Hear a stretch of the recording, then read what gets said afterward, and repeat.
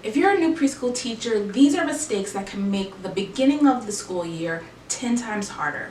I know this because I made them all. Today I'll share these top back to school mistakes new teachers make, and more importantly, what to do instead so that your classroom feels calmer and you feel more confident. The last mistake is one that I saw trip up almost every new teacher, and fixing it will make the start of your year so much smoother.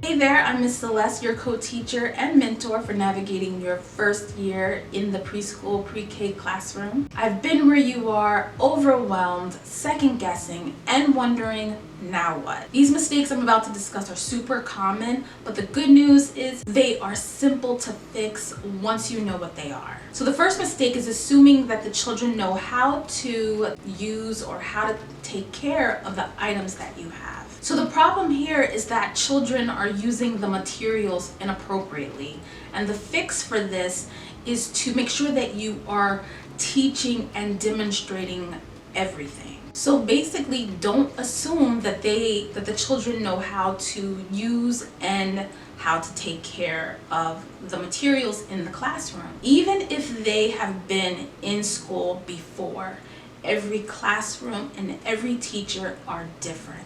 So make sure the children know how to use them and to make sure that they are putting things back where they belong.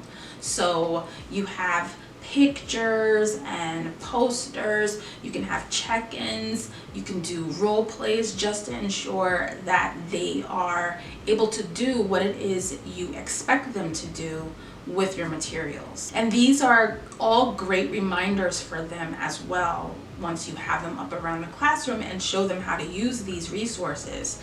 So make it easier for them. So mistake number 2 is thinking that the children will use all the allotted time that you have set aside for an activity. So the problem here is preschoolers finishing the activity way too fast. So the fix for this would be to provide more open-ended activities and expect short attention spans. What worked for me is having, again, open-ended activities that did not require a lot of cleanup.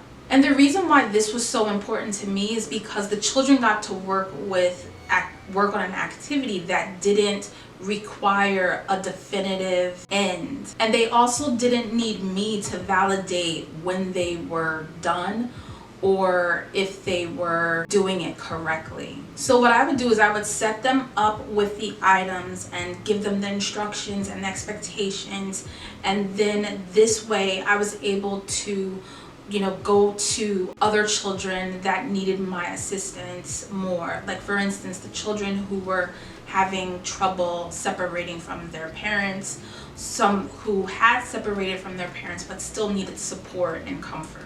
The other reason is because it wasn't so messy. Because what you'll find is the first cleanups that you have, the first cleanup times that you have, will be unpredictable. And for instance, if I was stuck with a big mess to clean because they are wandering off or doing something else, then I knew that the item that I did have, I could clean up really quickly and then get on with the rest of the day. And this was the setup for the first few weeks of school, just so that I was able to teach the routines and the procedures to them. And then afterwards I could introduce, other items. And another thing, remember that all of your students will not finish an activity at the same time. So you may start together, but you will not all finish together. You will have children that will run through the activity,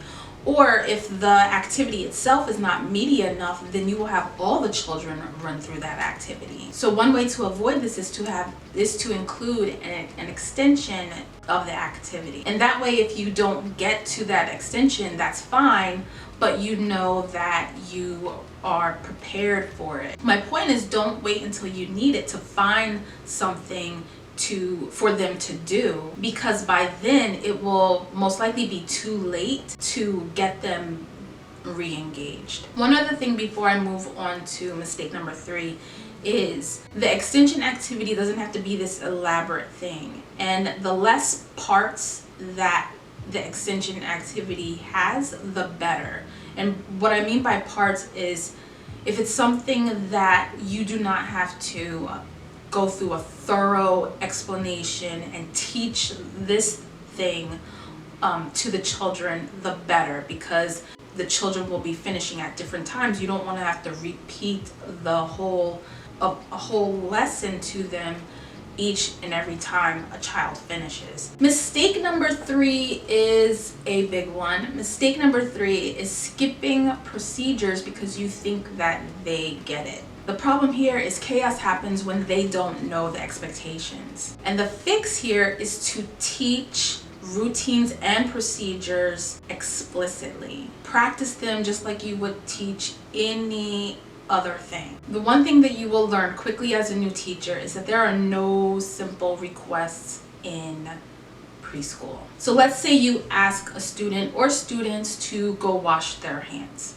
Easy enough, right? You may happen to look away for a second and then boom, there's soap all over the place, or maybe even paper towels all over the place. So what happened? You know that they must have washed their hands at home at some point, or anywhere else, at a restaurant or whatever. Why the shenanigans here? And the truth is, they may know how to wash their hands in other places, but they don't know how to wash them in your classroom. So my motto is to teach everything.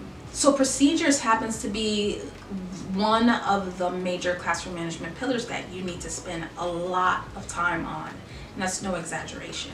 So have a plan for how you will teach the children the things that you need them to do in your classroom. Because if you don't have one, things will get messy and out of control really quick. If you want to learn how I was able to get my classroom to flow and the children to carry out tasks with ease, you can click the link for the first year preschool teacher prep mini course, where I go over how to teach procedures and so much more so that you can avoid mishaps like this and ensure your children's success. Check it out in the description. Mistake number 5 is opening every area, every center at the beginning. And the problem here is that arrival or your morning will be chaotic.